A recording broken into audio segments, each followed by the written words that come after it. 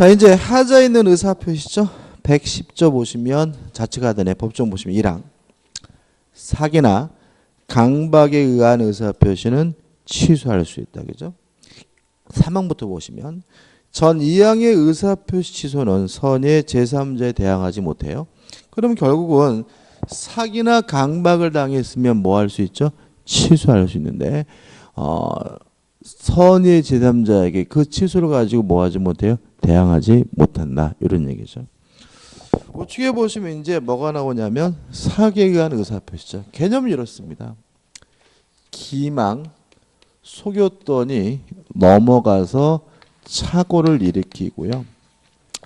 그 착오에 의해서 일정한 의사를 표시하면 이게 뭐가 되냐면 사기에 의한 의사표시가 돼요.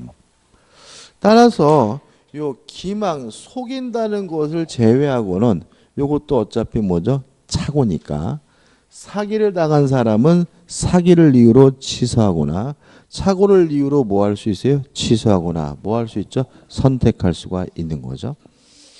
그 다음에 사기에 의한 의사표시가 되려면 반드시 뭐가 있어야 되냐면 기망이 존재해야 돼요. 속이는 행위가 뭐죠? 존재해야 되는 거죠.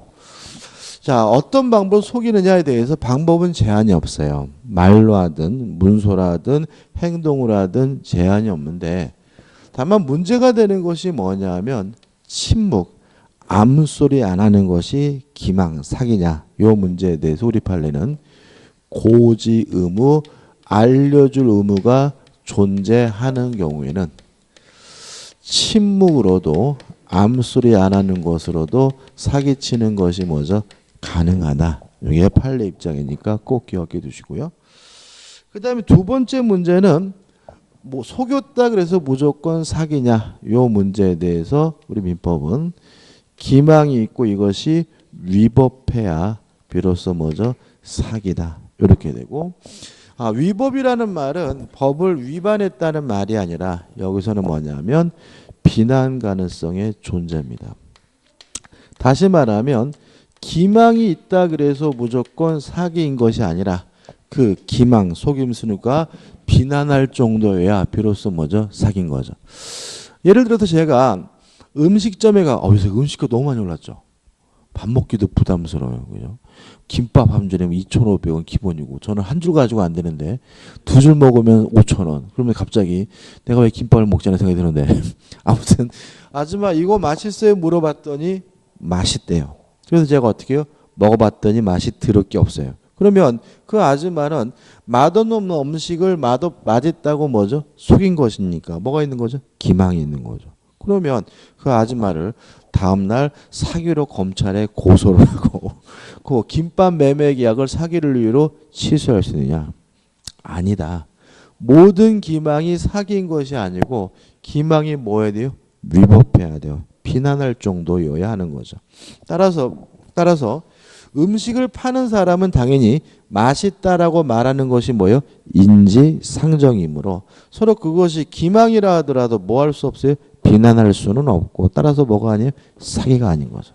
여기 계신 분들 계실 것 같은데 꼭 등록하면서 민법 선생님 근데 강의 잘하나요? 이렇게 물어보시는 분이 있어요. 그럼 뭐라 그러겠어요? 끝내준다 그러지 뭐죠. 끝내준다고. 그래서 잘한다 그래서 등록을 하고 수업을 들어봤더니 더럽게 못해. 사기로 고소할 수 있느냐? 없다. 왜냐하면 학원을 운영하는 측에서는 강사가 강의를 잘한다고 말하는 것이 뭐예요? 인지상정이고요. 서로 그것이 기망이라 하더라도 뭐 할 수 없어요? 비난할 수 없다. 위법하지 않기 때문에 뭐가 아니에요? 사기가 아닌 거예요. 그래서 이제 문제가 되는 게 뭐냐면 교재도 판례가 나와 있는데 항상 상대방 말은 믿지 마세요. 예를 들어 가지고 상가를 분양받으러 갔어요. 꼭 물어봐. 뭐로 물어보지 모르겠네. 근데 이거 장사가 잘 될까요? 끝내준다고 하죠. 그죠? 떼돈 번다라고 하죠. 그죠? 그러면 그래서 믿고 분양받았더니 장사가 안 돼요. 사기 아니에요. 왜냐하면 상가를 분양하는 사람은 장사가 잘 된다고 말하는 것이 뭐예요? 인지상정인 것이고 서로 그것이 기망이라 하더라도 위법하지 않는 거예요. 판례가 대부분입니다. 그래서 보통 사기 분양 이거 다 사기 아닌 겁니다. 그죠? 땅 사면서 땅값이 좀 오르려나요? 아, 이거 사면 2배입니다. 했는데 땅값이 안 오르 사기 아닙니다. 왜요? 땅을 판 사람이면 당연히 땅값이 오른다고 말하는 것이 뭐예요? 인지상정이고요. 서로 그것이 기망이라 하더라도 뭐 하잖아요? 위법하지 않아요. 그래서 잠깐 보면요. 97페이지 하단에 보시면 뭐가 나오냐면 핵심 판례가 나와요. 그죠? 자, 이 판례 한번 좀 생각해 보자고요. 자, 이런 얘기예요. 갑이라는 사람이 A라는 건물을 가지고 있는데 한 1억 정도 해요. 근데 어느 날 을이 나타나 가지고 아저씨 이 아파트 1억 5천에 파세요 라고 하길래 갑이 아무 소리 안 하고 1억 5천에 매매 계약을 했어요. 사기인가요? 아무 소리 안 하는 것은 뭐예요? 침묵이잖아요. 침묵이 기망 사기가 되려면 뭐가 필요해요? 고지 의무. 그러면 갑이 을에게 아저씨 정신 차려서 이 아파트 1억 5천이 아니라 1억입니다 라고 고지할 의무가 있을까요? 없는 거죠. 따라서 아무 소리 안 하고 1억 5천에 매매 계약한 거는 뭐가 아니에요? 사기가 아닌 거예요. 이해되시죠? 그 다음에 또 이런 것도 있겠죠. 갑이 1억짜리 하는 아파트를 을에게 얼마로 그랬냐면 아저씨 이 아파트 1억 5천이에요 라고 얘기를 해가지고 1억 5천에 매매 계약을 했어요. 그러면 1억짜리를 1억 5천이라고 얘기한 것은 일단은 뭐죠? 기망인 거죠. 사기인가요? 이게 사기가 되려면 뭐 해야 돼요? 위법해야 돼요. 자, 물건을 파는 사람은 한 푼이라도 더 받으려고 하는 것이 뭐예요? 인지상정인 거예요. 따라서 가격을 높게 부르는 게 너무나 뭐죠? 당연한 것인 거고요. 따라서 그것이 기망이라 하더라도 뭐 하잖아요? 위법하지 않기 때문에 뭐가 아닌 거예요? 사기가 아닌 거예요. 이해되시죠? 항상 당한 사람이 바보인 겁니다. 특히 상대방 말은 절대로 믿으면 안 돼. 제가 이렇게 강의하면서 다녀보면은 보통 이제 사기당했다라고 해가지고 상담하겠다 하는 분들 보면은 굴뚝까지 상대방 말을 뭐예요? 믿고 있는 거야. 땅도 가보지도 않았대. 왜 안 가봤어요? 했더니 그 양반이 좋은 땅이라 그래. 그런 거는 뭐 받지 못해요? 보호받지 못합니다. 그 사기도 아니고요. 사기로 고소해봐야 뭐예요? 아무 의미 없는 거가 되는 거죠. 자, 빨리 한번 읽어볼까요? 자, 97페이지 하단에 보시면 1에서 내용이 나오죠. 그죠? 그죠? 한 장 넘겨봅니다. 넘겨보시면 세 번째 줄. 매수인이 목적물의 시가를 뭐요? 묵비하여 고지하지 아니하거나, 다시 말하면 1억 5천에 파세요라고 하는데 갑이 1억이라는 사실을 뭐 하지 않았어요? 고지하지 않았거나 뭐요? 침묵이죠. 상대방 그다음에 혹은 시가보다 낮은 가액을 시가라고 고지하였다 하더라도 이건 뭐예요? 싸게 살려고 한 거죠. 그죠? 상대방의 의사결정에 불법적인 간섭을 하였다고 볼 수는 없으므로 불법 행위가 성립할 수는 없다. 결국은 뭐가 아닙니까? 사기가 될 수는 없다. 이런 의미인 거죠. 그래서 밑에 나온 내용도 마찬가지입니다. 그렇죠? 다시 말하면 침묵이 기망, 사기가 되려면 뭐가 필요하죠? 고지 의무가 필요하고요.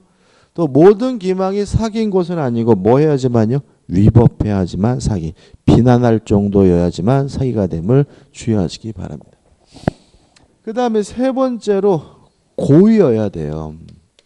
따라서 과실로 상대방을 기망한 것은 뭐가 있냐면 사기가 아니에요. 요새 그 연예인 비투 논란 있잖아요. 그죠? 비투 논란의 계기가 된 게 뭐죠? 마이크로닷인가요? 그죠? 마이크로닷 걔는 아버지 부모가 뭐죠? 돈 빌리고 안 갚았잖아요. 그럼 여기서 의문이 드는 것이 돈 빌리고 안 갚는 것이 사기냐 이거죠. 그죠? 언뜻 생각할 때는 돈 빌린 거 안 갚을 수도 있는 거고 안 갚으면 뭐예요? 채무불이행이지. 왜 이게 사기냐 이런 생각이 든단 말이죠. 근데 그 사건 내용을 보면은 지금 경찰이 그 부모를 기소 중지했고요. 인터폴에다가 뭐죠? 지명수배 요청했습니다. 결국 뭐죠? 경찰은 그걸 뭐로 본다는 게 사기로 본다는 거거든요. 그러면 돈을 빌려서 안 갚는 건 사기냐? 결국 어디서 결정되냐면 과실이냐 고의냐예요. 만약에 돈을 빌릴 때 갚으려고 했는데 실제로 못 갚게 됐다면 과실로 기망한 것이니까 뭐가 아니에요? 사기가 아닌 거고요. 빌릴 때부터 안 갚을 요량으로 빌렸다면 그것은 고의이기 때문에 뭐가 되는 거예요? 사기가 되는 거예요. 그래서 사건 내용 보니까는 그 사람이 뭐죠? 이빠이 돈 빌리고 대출받고 보증서에 대출받고 그리고 나서 뭐요? 자기가 소유하고 있는 부동산 다 팔았어요. 팔고 또 뭐요? 뉴질랜드로 도망가기 위해서 겨울로까지 준비를 했더라고요. 그럼 이 사람들은 돈 빌릴 때부터 보증 세울 때부터 뭐 할 마음이 없었던 사람이에요? 갚을 마음이 없었던 사람이니까 뭐인 거예요? 고인 것이고 따라서 그건 뭐가 되는 거죠? 사기가 되는 거죠. 다시 말하면 과실로 속이는 것은 뭐가 될 수 없어요? 사기가 될 수 없고요.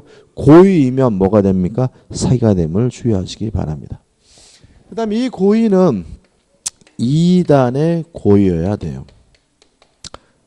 첫 번째 고의는 기망을 해서 착오를 일으키겠다는 1단계 고의와 착오를 일으키기 사람으로 일정한 의사표시를 받겠다라는 2단계의 고의가 필요해요.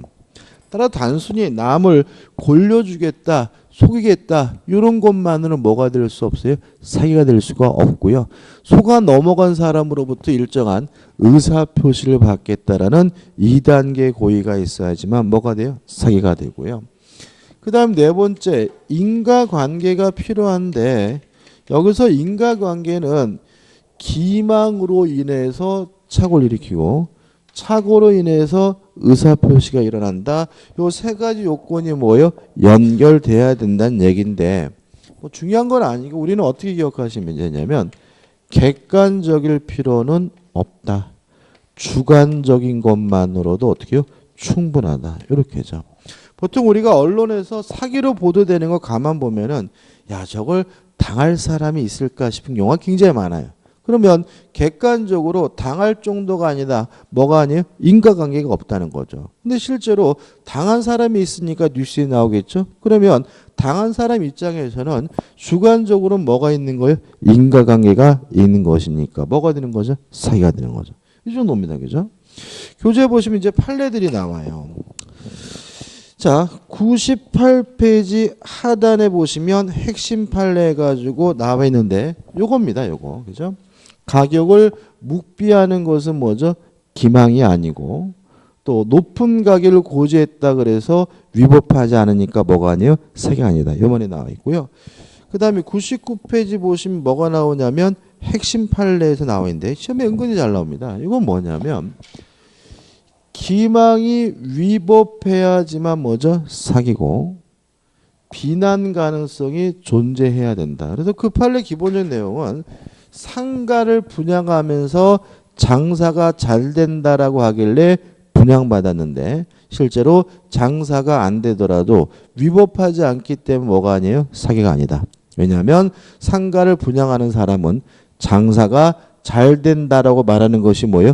인지상정이고요. 서로 그것이 기망이라 하더라도 뭐 할 수 없어요? 비난할 수가 없기 때문에 그렇다는 얘기죠. 그죠? 그 다음에 이제 하단에 보시면 93년도 8월 14일 해가지고 뭐죠? 밑에 줄친 게 있어요. 아 여기도 하나 좀 적어야 되겠네. 네 번째 인과관계는 주관적인 것만으로도 충분하고 객관적일 필요는 없다 이거죠. 여기 하나 더 적어야 되는데. 자 우리 판례는 고의여야 되는데 이 고의에 상대방에게 경제적 손해를 입힌다는 가한다는 고의는 필요가 없다라는 것이 우리 판례 입장입니다. 다시 말하면 기망으로 인해서 착오를 일으키고 그 착오로 인해서 일정한 의사표시를 하겠다는 2단의 고의까지만 있으면 되고 요 놈을 연명해야지, 요 놈을 손을 입혀야지, 이런 고의까지는 필요가 없다는 거거든요. 그러면 맨 밑에 있는 판례는 어떤 내용이냐면 이런 거예요. 자, 백화점에서 옷을 팔아요. 옷을 파는데 이 옷이 정가가 얼마냐면 5만 원짜리란 말이죠. 근데 5만 원짜리인데 사람들이 안 사요. 그래서 백화점이 어떤 행동했냐면 요 앞에다가 요렇게 적어놨어요. 그러면 사람들은 어떻게 받아들이게 돼요? 아, 원래는 10만 원짜리인데 할인해서 뭐죠? 5만 원이구나. 이걸 우리가 백화점의 변칙 세일, 사기 세일이라고 하는데 지금도 이런 거 굉장히 많이 합니다. 이놈들이. 자, 이게 사기냐? 일단 할인도 안 하면서 할인하겠다고 했으니까 뭐가 존재하는 거죠? 기망이 존재하는 거죠. 위법하냐 문제인데, 일단 이 위법성, 비난 가능성은 주체에 따라 달라요. 예를 들어서 노점상인 경우에는 웬만큼 속여도 뭐가 아니에요? 위법하지 않다고 봐요. 왜 그러냐면 우리가 예를 들어서 길 가다가 운동복을 팔아요. 아저씨 얼마예요? 그랬더니 15,000원인데요. 그러면 10,000원만 하죠. 이러죠. 이런 거. 우리는 이미 그 아저씨 말을 뭐예요? 안 믿는다는 얘기거든요. 그래서 그 아저씨가 속이더라도 웬만하면 뭐가 아니에요? 사기가 아닌데, 백화점 가가지고 아가씨 이 옷 얼마에 물어보면 5만 원인데 그럼 거기서 3만 원만 합시다라고 하는 사람은 거의 없어요. 왜냐면 우리는 백화점의 가격 제시에 대해서 뭐예요? 신뢰하고 있는 거죠. 근데 백화점이 우리를 속였다면 그것은 뭐죠? 위법하기다는 비난 가능성이 있으니까 뭐예요? 위법하다. 이게 뭐죠? 그 내용인 거예요. 그 다음에 이제 문제가 되는 것은 이게 사기냐 아니냐 해가지고 이게 대법원까지 가서 재판을 하게 됩니다. 왜 그러냐면 백화점이 이런 주장을 하는 거죠. 자, 지금 백화점은 5만 원짜리를 5만 원에 팔고 있잖아요. 그러면 이 옷을 구매하는 소비자들은 아무런 뭐가 없어요? 손해가 없는 거예요. 동의하시나요? 그죠? 그럼 백화점이 왜 이런 짓을 했냐면 이렇게 하면 잘 팔리니까요. 다시 말하면 백화점은 그 소비자들에게 손을 입히려고 이렇게 속인 것이 아니라 판매 촉진을 하려고 잘 팔기 위한 고의니까 이것이 뭐죠? 사기가 아니다라고 주장하면서 이것이 대법원까지 가게 되는데, 우리 판례는 이거죠. 상대방에게 경제적 손해를 가한다는 고의는 뭐가요? 필요가 없다. 따라서 백화점 측에서는 소비자들에게 경제적 손을 입힌다는 고의가 없었다 하더라도 이 변칙 세일은 뭐가 된다고요? 사기가 된다라고 판시하고 있습니다. 다시 말하면 속여서 착오를 일으키고 착오를 일으킨 사람으로부터 일정한 의사표시를 받겠다라는 뭐만 있으면 돼요? 2단의 고의만 있으면 되고요. 손해를 입힌다는 고의까지는 필요가 없다는 것이 판례 입장이므로 소비자들이 아무런 손해를 입지 않았다 하더라도 뭐가 될 수 있어요? 사기가 될 수 있다는 것이 우리 판례 입장이라는 거 꼭 기억해 두시기 바랍니다. 그 다음에 넘겨서서 인과관계가 나오고요. 효과는 좀 이따 볼게요. 바로 이제 강박에 의한 의사표시를 갈 건데요. 강박에 의한 의사표시 몇 페이지냐면 102페이지죠. 102페이지 먼저 볼게요. 일단 강박에 의한 의사표시는 뭐냐면 강박, 해악을 고지했더니 공포심을 느끼고요. 그 공포심에 기해서 일정한 의사를 표시하게 되면 이게 뭐죠? 강박에 의한 의사표시가 되고요. 강박에 의한 의사표시가 되려면 반드시 뭐가 필요하냐면 강박이 존재해야 돼요. 일단 강박이라는 말은 뭐냐면 협박입니다.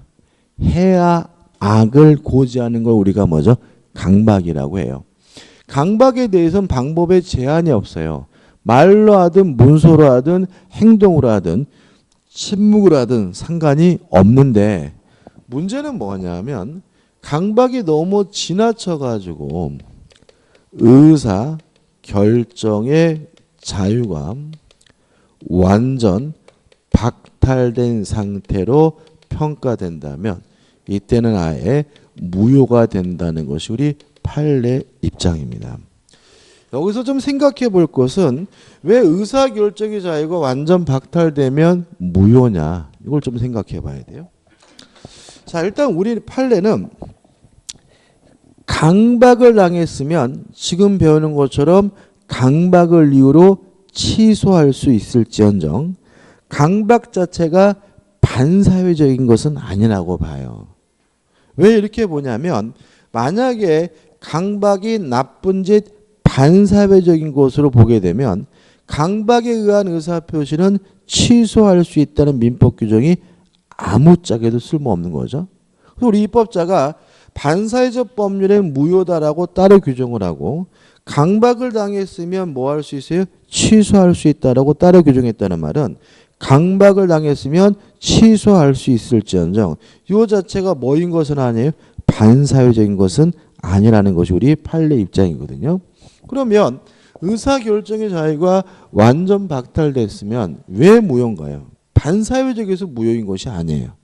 무효인 이유는 무엇과 다름이 없냐면 의사 무능력자와 다름이 없기 때문에 유사하기 때문에 무효라는 거죠.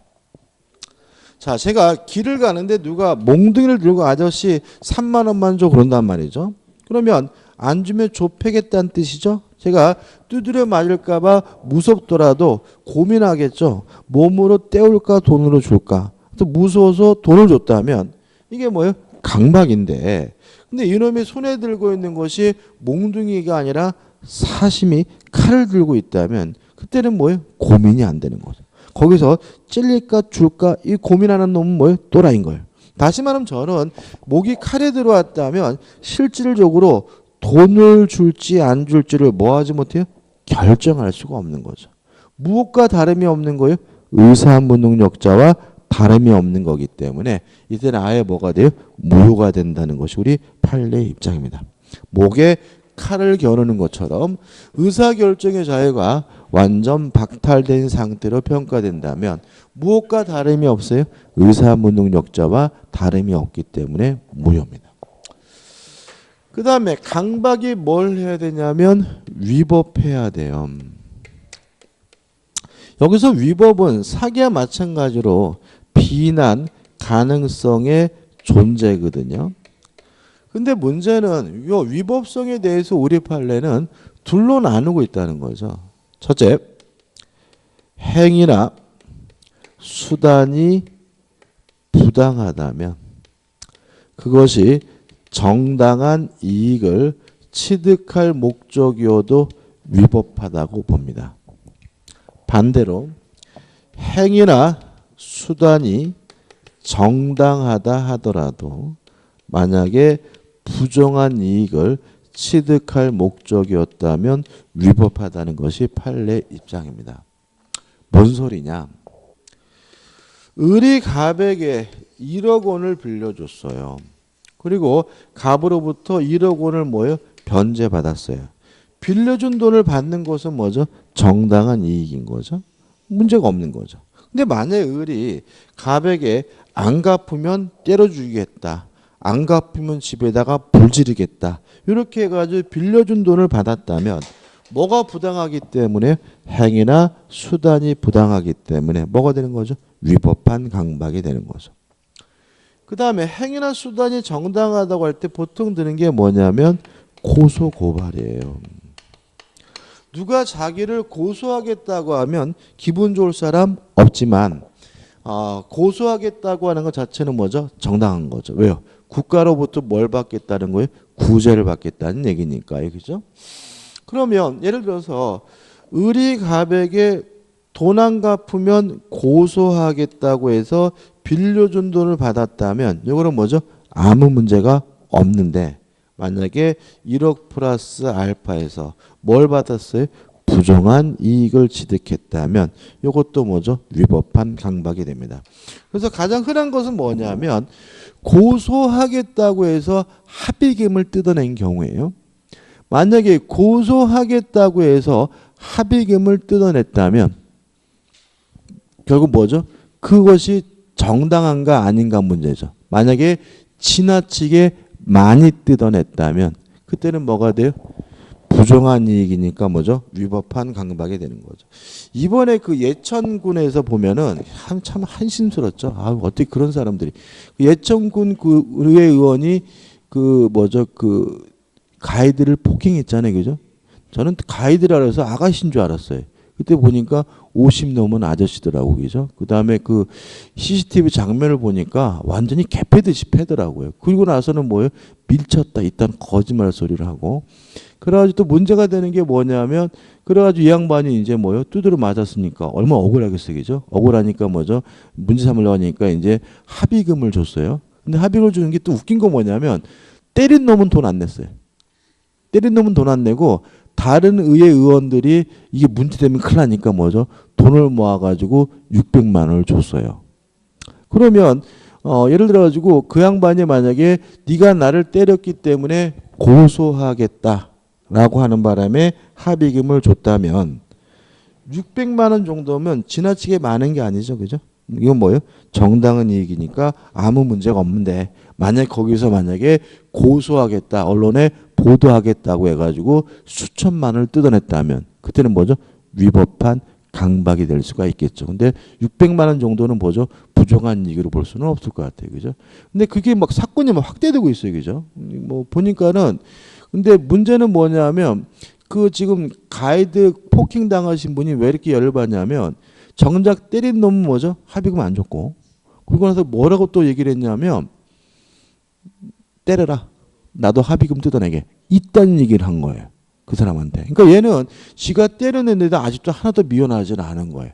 그러니까 지금 뭐예요? 지금 한국에서는 지금 폭행 여부로 뭐죠? 수사 중이죠. 그죠? 그 다음에 미국 법원에다가 지금 그 양반이 또 고소를 했어요.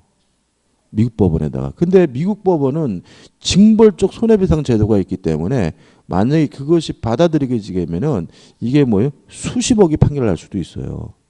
그러니까 지금 그분이 지금 누굴 상대로 소송을 제기했냐면 때린 그 군내 의원뿐만 아니라 예천군 자체에 대해서도 소송을 제기했거든요. 예천군 자체에다가. 그러니까 그 사람들이 뭐예요? 지방자치단체 소속되어 있는 뭐죠? 군 의원이니까 예천군 자체를 상대로 뭐죠? 손해배상 소송을 제기했어요. 그래서 만약에 이것이 받아들이게 되면 내가 봤을 때는 수십억 판결 날 수도 있거든요. 징벌적 손해거든요. 그러니까 이게 사건이 뭐죠? 커졌어요. 근데 그러면 만약에 미국 법원이 내린 판결이니까 한국 내에는 기판력이 없잖아요. 그죠? 그죠? 그러면 어떻게 하게 되냐면 그 미국 내에 있는 한국 재산을 압류 들어갈 수 있어요. 무슨 말 아시겠어요? 그죠? 미국 대사관이나 미국 영사관 건물을 뭐죠? 압류가 들어갈 수 있어요. 그러면 이게 뭐예요? 이게 완전히 뭐죠? 국가적인 망신에다가 뭐죠? 완전히 이게 막 그러니까 근데 저렇게 요새 보면 아직도 그 군의 그놈이 제정신 못 차리고 있더라고. 아직도. 그죠? 아직도 보니까 뻔뻔하고 뭐 사퇴 안 하는 게 아니라 제가 봤을 때는 그 사람 인생 끝난 것 같은데요. 아무튼 고소 고발이라 하더라도 부정한 이익을 취득할 목적이 뭐죠? 위법한 강박입니다. 그죠? 그래서 만약에 고소하겠다고 해서 폭행에 대한 합의금 600만 원을 받았다면 그건 뭐죠? 아무 문제가 없는 것으로 평가됩니다. 그 다음에 뭐죠? 고의여야 됩니다. 따라서 과실로 상대방에게 공포심을 준 경우에는 강박에 의한 의사표시가 아니고요. 요 고의도 무슨 고해야 되냐면 2단에 고의해야 됩니다. 따라서 강박을 해서 공포심을 일으키겠다는 1단계 고의만으로 부족하고요. 그 공포를 일으킨 사람으로부터 일정한 의사표시를 받겠다라는 뭐가요? 2단계 고의가 필요한 거죠. 그 다음에 네 번째로 뭐가 필요하냐면 인과관계가 필요한데 요 인과관계는 주관적인 것만으로도 충분합니다. 뭘 필요 없냐면 객관적일 필요는 없다. 다시 말하면 모든 사람이 공포심을 느낄 정도일 필요는 없고요. 그 피해자 입장에서 공포심을 느꼈다면 그것은 뭐죠? 인과관계가 있기 때문에 강박에 의한 의사표시가 되는. 근데 저는 그런 거 보면은 걔네들 그 뭐지 연수 간 거라며요. 연수 가가지고 뭐 좀 배우고 온다는 거잖아요, 그죠? 좀 배우고 오지. 제가 그 요새 보면은 저는 참 보면은 답답한데 그 편의점에서 비닐봉투가 20원 맞죠? 그죠? 근데 받으라고 그러는데 솔직히 편의점도 받기 싫잖아요. 근데 안 받으면 뭐예요? 벌금 때리니까 뭐죠? 어쩔 수 없이 받는 거잖아요. 그러면 결국 뭐예요? 정부는 비닐봉투 쓰지 말라는 얘기잖아요. 그럼 어쩌란 말이야? 어쩌란 말이야? 그러면 가가지고 뭐에 비닐봉투 안 쓰고 맥주 4캔하고 뭐 가자불 3 이걸 막 들고 다니란 얘기예요? 이게 아니지. 이게 아니죠. 제가 그 작년 이제 10월달에 몇 달 됐죠? 한 2달 전에 네덜란드를 갔어요. 네덜란드를 갔는데 동네 마트를 갔습니다. 마트를 갔는데 아이씨 그지 같은 놈들이 비닐봉투가 없는 거예요. 그러면서 저보고 뭐라 그러냐면 장바구니를 사라는 거예요. 장바구니를. 그래가지고 이런 젠장을 제가 그때 당시에 제가 4,700원 정도로 구입했거든요. 근데 장바구니가 얼마냐면 5,700원이에요. 그래가지고 이제 이런 그자 새끼들 이게 4,700원을 잡아서 내가 장바구니 5,700원을 주산해 해가지고 제가 이걸 박박하고 제가 어쩔 수 없잖아요, 그죠? 그래서 사서 들어갔어요. 그 다음부터는 제가 뭐 하냐면 네덜란드에 있어서 장바구니를 꼭 갖고 다니는 거예요, 제가. 장바구니가 이렇게 천으로 돼가지고 접으면 요따만해. 그래가지고 주머니에 넣고 다닐 수 있어요. 그래가지고 한번 당하고 나니까 그 다음부터 뭐예요? 장바구니 제가 들고 다니더라고. 꼭 주머니에 넣고. 우리나라도 그래야 돼요. 무슨 말이냐면 20원 받는다 그래서 안 고쳐져요. 차라리 그러지 말고 비닐봉투는 아예 팔지는 말고 그 앞에다가 그 네덜란드 그거 괜찮더라고요. 이렇게 요만하게 접히는데 풀면 이따만해지고요. 그리고 이게 어깨에 걸 수가 있어요. 어깨에 걸 수가 있으니까 뭐 지금도 제가 한국에서 쓰거든요. 한 5, 6만 원씩 사도 그냥 넣고 다닐 수 있거든요. 우리나라 장바구니 보면은 이쁘기만 하지 그 몇 개 들어가지도 않거든요. 그러니까 이게 안 쓰는 거예요. 근데 그 장바구니는 아주 많이 들어가요. 많이 들어가고 뭐 어깨 매니까 무거운 것도 가다닐 수 있는데 아무튼 그런 식으로 비치해 놓고 없다 사라. 그러면 어떻게 우리나라 따라서 또 뭐예요? 아까우면 되게 아까워하잖아요. 그죠? 그러니까 한 번 구입하면 아까워서라도 뭐예요? 주머니에 뭐예요? 이따만 하니까 넣고 다닐 거고요. 그러면 해결되거든. 무슨 아시겠어요? 그죠? 그러니까 처음에는 이런 그저 새끼들 나가 뒤져라 막 이렇게 욕하겠지만 한 번 산 사람은 그 5,000원 아까워서 뭐예요? 꼭 뭐예요? 들고 다닐 거고. 그러면 사건이 해결되는데 문제는 뭐예요? 비닐봉투 쓰지 말고 어쩌란 말이냐. 아무런 대안도 없이 그냥 뭐예요? 20원 받고 있으니까 뭐예요? 20원 내잖아요. 그죠? 그러니까 의미가 없는 거예요. 비닐봉투를 없애고 그냥 편의점 앞에다가 장바구니 5,000원짜리 어떻게 해요? 비치해 놓고 파는 거야. 그래가지고 어떻게 해요? 한 번 구입하면 이제 어떻게 해요? 들고 다닐 거예요, 사람들이. 그럼 뭐예요? 비닐봉투 없어지는 거 아닌가요? 왜 안 그러지? 그 연수 가서 그런 거 좀 보면 안 되나? 그죠? 연수 갔다며. 가가지고 그런 것도 좀 해보고 그래가지고 걔네들은 어떻게 일을 해결하고 있는지 좀 배워와서 좀 해야 되는 거 아닌가? 뭘 가서 보드방 아가씨나 부르고 술 처먹고 어디 관광이나 하다 오는 거잖아요. 그죠? 보면 그래서 제가 그거죠. 우리 사업 한번 해볼까요? 그래가지고 우리가 제가 말하는 장바구니를 만든 다음에 지방자치단체 가가지고 요러한 해결 방법이 있으니까 금지시키셔가지고 편의점에 이런 데다 쫙 팔면 떼돈 벌 것 같지 않아요? 그러니까 지방자치단체가 마음 먹으면 일단 누가 망합니까? 비닐봉투 만드시는 분들이 망하고 그 다음에 뭐예요? 장바구니 만드는 사람이 돈 벌겠죠. 근데 문제는 뭐냐면 이런 거를 시행을 하려면 일단 모든 편의점과 마트 일단 장바구니에 다 비치가 돼야 되잖아요. 그죠? 비치가 돼야 되니까 초반에 얼마나 물량이 많이 필요하겠어요. 그죠? 사업 한번 해볼까? 아무튼 여기까지면 되죠. 딴 얘기 했네요. 자, 교재 볼게요. 교재 보시면은 요건해 가지고 뭐 일반적인 내용이 나오고 그다음에 103페이지 중간에 효과해 가지고 뭐하고 동일해? 사기하고 동일하잖아요. 그죠? 그럼 다시 이제 어디로 갑니까? 사기의 효과로 갈게요. 그래서 페이지 몇 페이지로 갈 거냐면 100페이지로 갑니다. 자, 100페이지로 오시면 효과가 나와요. 자, 사기나 강박을 당했으면 뭐 할 수 있냐면 취소할 수 있어요. 다만 이 취소를 가지고 누구한테요?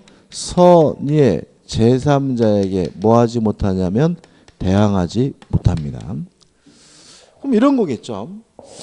갑이 을과 만나가지고 매매 계약을 했는데 을이 갑에게 사기나 강박을 했다면 갑은 을과의 매매 계약을 뭐 할 수 있어요? 취소할 수 있고, 다만 이 취소를 가지고 누구한테요? 선의의 제3자 대항하지 못하는 거고, 이게 뭐냐면 1. 상대방이 뭐 한 경우에 사기를 한 경우죠. 근데 문제가 되는 것은 이런 경우죠. 갑이 을과 만나가지고 매매 계약을 했는데 왜 했냐면은 병이 갑에게 사기를 치는 바람에, 병이 갑에게 강박을 하는 바람에 매매 계약을 했다. 여기서 문제가 되는 이유는 뭐냐면, 만약에 병이 갑에게 사기 강박했다는 이유로 갑이 을과의 매매 계약을 취소한다면 사기친 병이 피해를 보는 것이 아니라 엉뚱한 누가요? 을, 상대방이 피해를 보는 거죠. 그래서 우리 민법은 상대방이 아닌 제3자가 사기 강박을 한 경우는 상대방이 알았거나 또는 알 수가 있었을 경우에만 뭐 할 수 있어요? 취소할 수가 있다라고 민법이 뭐죠? 규정하고 있습니다. 다시 말씀드리면 상대방이 아니라 제3자가 사기 강박을 했으면 언제 취소할 수 있습니까? 상대방이 알았거나 또는 알 수가 있으면 취소할 수가 있습니다. 됐죠? 여기서 두 가지를 이제 해결하면 되는데, 그럼 첫 번째 문제는 상대방이 알았거나 알 수 있어야지만 뭐 할 수 있어요? 취소할 수 있다는 말은 상대방이 만약에 선이고 무과실이라면 갑은 을과의 매매 계약을 사기 강박을 이유로 뭐 할 수 없어요? 취소할 수 없다는 얘기잖아요. 그러면 어떻게 하느냐? 이때는 갑은 병에게 불법행위를 원인으로 뭐는 청구할 수 있는 거죠? 손해배상은 청구할 수가 있는 거다. 다시 말하면 취소를 못해도 사기친 놈, 강박한 놈한테 불법행위를 원인으로 뭐는 청구할 수 있어요? 손해배상을 청구할 수 있는 거죠. 따라서 지문이 취소를 못하는 경우에는 손해배상도 청구할 수 없다. 그럼 뭐죠? X. 취소를 해야지만 손해배상을 청구할 수 있다. X. 취소를 못해도, 취소를 안 해도 사기친 놈, 강박한 놈한테는 불법행위를 원인으로 뭘 청구할 수 있습니까? 손해배상을 청구할 수 있다. 꼭 기억해 두시고요. 그 다음에 두 번째 맞은 문제는 왜 병이 사기 강박을 했을까? 지가 사는 곳도 아닌데 왜 사기 강박을 했을까? 우리 판례는 두 가지라는 거죠.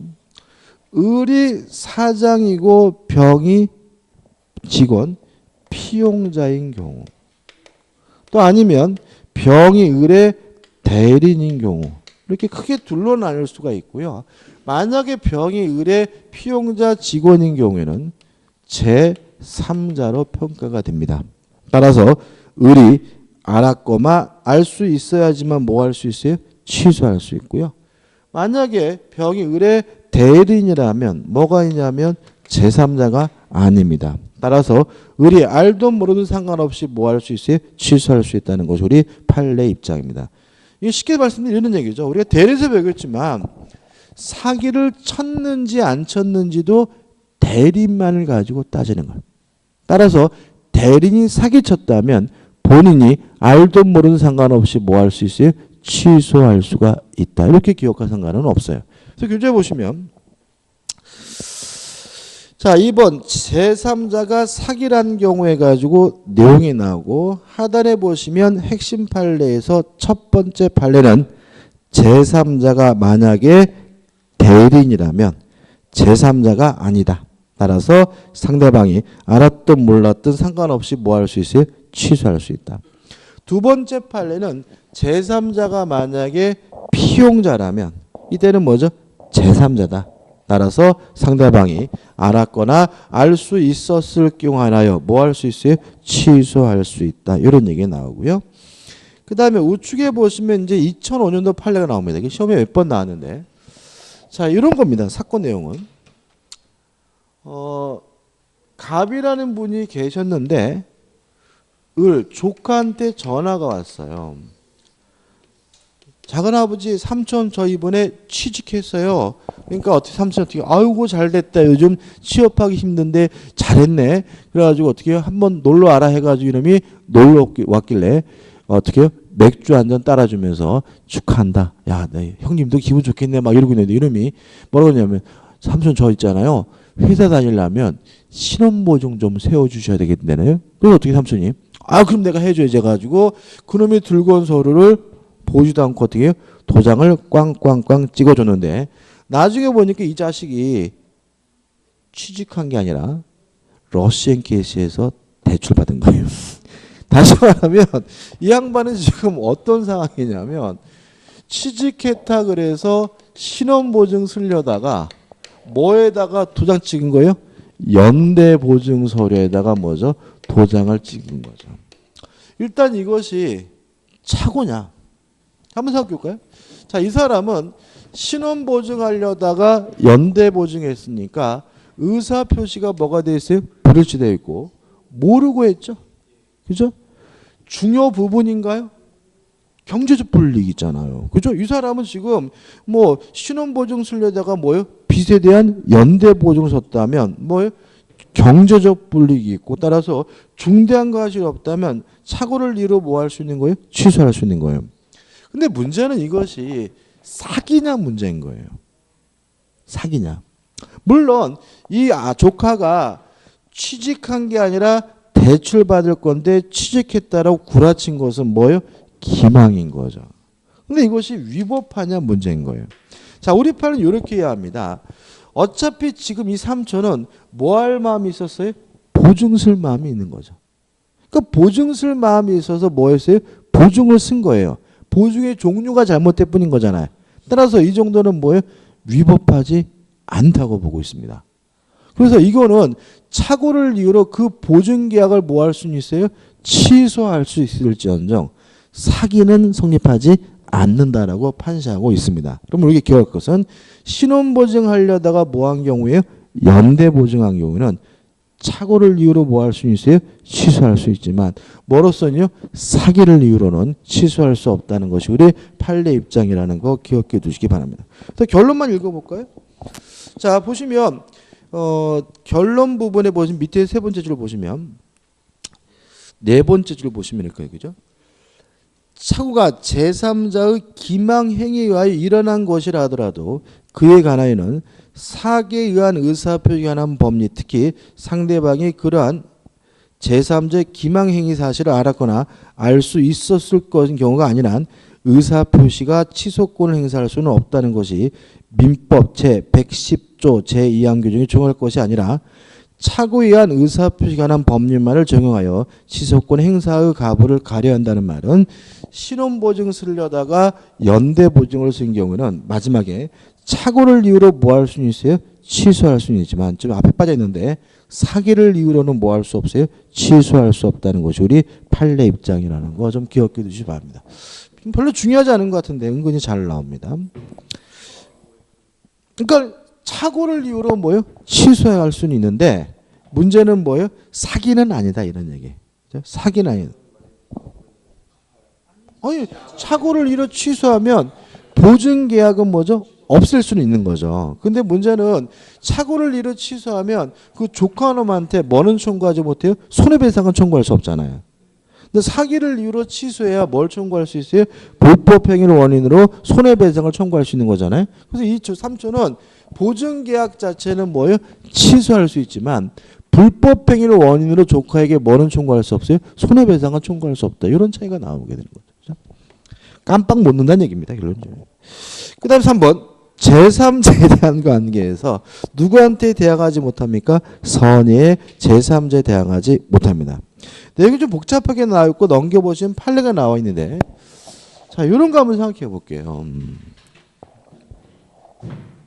자, 우리가 해제에서 채무불이익을 한 해제에서 기억나실 거예요? 갑이 을과 만나가지고 매매 계약을 하고 갑이 을에게 이전 능계해줬고요. 을이 또다시 병에게 팔아먹고 병에게 이전 등기를 해준 후에 을의 채무불이행을 이유로 계약을 해제했다면 이때 병은 선이든 악이든 보호받습니다. 근데 만약에 순서를 바뀌어가지고 갑이 을과 만나가지고 매매 계약을 하고 갑이 을에게 이전 등기를 해준 후에 갑이 을과의 매매 계약을 채무불이행을 이유로 해제를 했고요. 해제가 됐는데 을이 자기 앞에 등기가 남아있는 것을 기하로 병한테 팔아먹고 병한테 등기를 해준 경우에 병은 선이인 경우에만 보호되고 악이면 뭐 받지 못해요? 보호받지 못합니다. 그래서 우리가 해제의 경우에는 제3자가 두 가지인 거예요.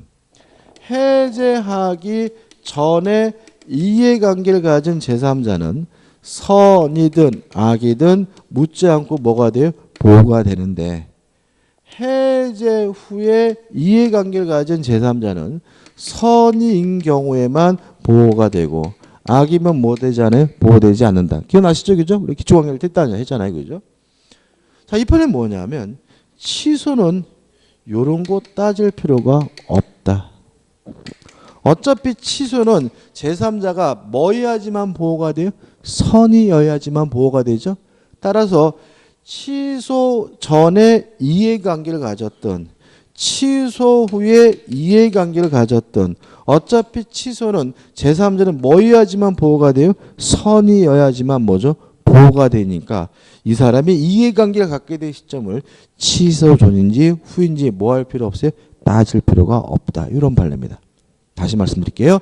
해제는 해제 전에 제3자와 해제 후에 제3자를 나눕니다. 왜냐하면 해제 전에 제3자는 선악불문하고 뭐가 돼요? 보호가 되고 해제 후에 제3자는 선인 경우에만 보호되니까요. 근데 취소는 어차피 제3자가 뭐여야지 보호가 돼요? 선이여야지가 보호되니까 취소 전에 이해관계를 가졌던 취소 후에 이해관계를 가졌던 뭐 하지 않습니까? 나눌 필요가 없다. 어차피 취소는 누구한테 대항하지 못합니까? 선의의 제3자에 대항하지 못하니까요. 끝입니다. 여기까지 하고 좀 쉬었다가 쉬지 말고 103페이지 오시면 뭐가 나오죠? 대표해주가 나오죠. 103페이지 대표해주입니다. 강박에 의한 의사표시에 관한 설명으로 틀린 것은 1번 강박에 의해 증여의 의사표시를 하였다면 증여의 내심의 효과 의사가 결여된 것이라 할 수는 없다. 맞습니다. 왜냐하면 사기든 강박이든 의사표시는 뭐가 되어 있는 거예요? 합치되어 있는 거죠. 따라서 강박을 당했으면 강박을 이유로 뭐 할 수 있어요? 취소할 수 있지만요. 그 자체가 뭐인 것은 아니에요. 진이 아닌 의사표시는 아닌 거죠. 2번 법률행위의 성립 과정에 강박이라는 불법적 방법이 사용된 것에 불과한 때는 반사회 질서의 법률행위라고 할 수 없다. 맞죠? 다시 말하면 강박을 당했으면 강박을 이유로 취소할 수 있을지언정 이 자체가 뭐인 것은 아니죠. 반사회적인 것은 아니죠. 3번 제3자의 강박에 의해 의사표시를 한 경우 상대방이 그 사실을 알았다면 표의자는 자신의 의사표시를 취소할 수 있다. 맞나요? 상대방이 아닌 제3자가 사기 강박을 했으면 상대방이 알았거나 또는 알 수 있으면 뭐 할 수 있어요? 취소할 수 있으니까 알았으면 취소할 수 있다. 뭐죠? 맞는 지문이 되겠죠. 그 다음에 4번 강박에 의해 자유로운 의사결정의 여지가 완전히 박탈되어 그 외형만 있는 법률에는 무효이다. 맞죠? 의사결정의 자유가 완전 박탈된 상태로 평가된다면 의사무능력자와 다름이 없기 때문에 아예 뭐가 돼요? 무효가 되고요.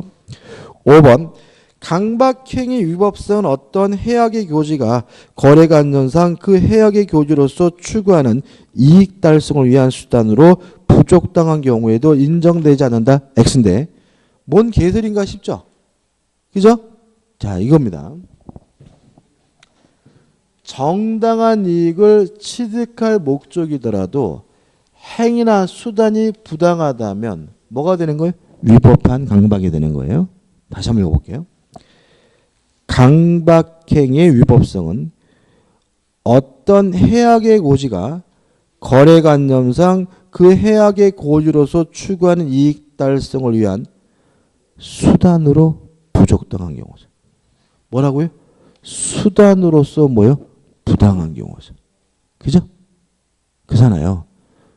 마지막에 뭐라 했어요? 수단으로 뭐요? 부적당하다는 말은 뭐가 부당하다는 거예요? 수단이 뭐죠? 부당하다는 얘기고, 수단이 부당하다면 그 이익이 뭐라 하더라도요?